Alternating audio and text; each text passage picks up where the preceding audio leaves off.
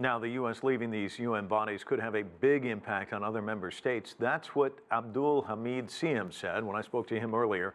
He's a professor of Middle Eastern Studies at Rutgers University, and he's also a former UN spokesman.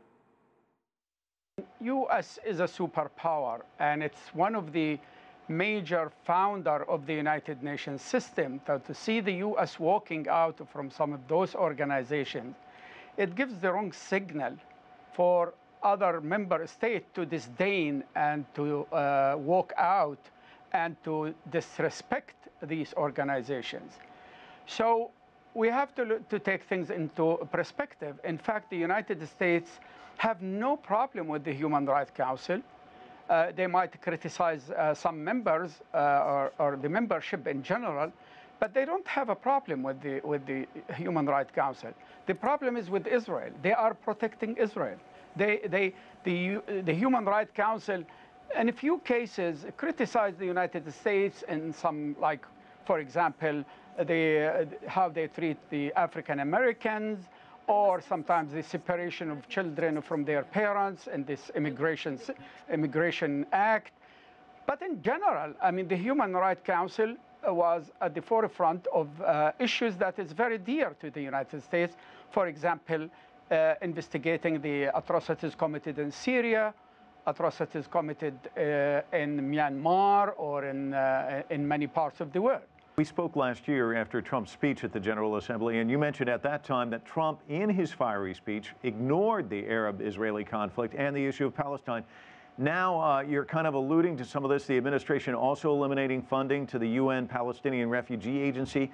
Thousands of employees of the United Nations Agency for Palestinian Refugees protesting in Gaza today as we speak. There are going to be jobs lost as a result of this because of the shortfall created. But in addition, it's going to harm the work there. Talk to me about that.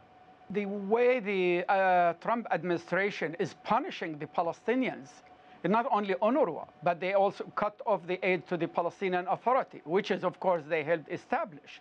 They also cut aid to hospitals. Even there is a seed program for reconciliation and opening peace dialogue between Israelis and Palestinians with a $10 million budget. They also cut it off.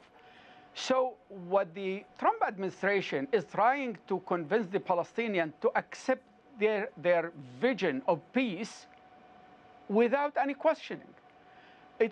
For the Palestinians, it's not a peace plan.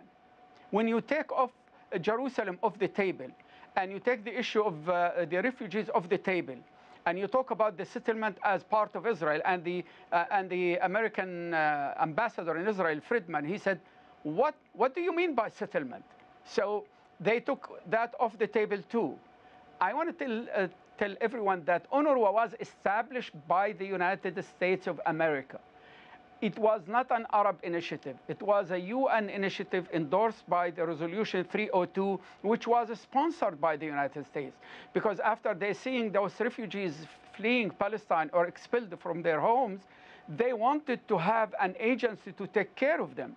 The Palestinians accepted that agency as a temporary measures until they go back.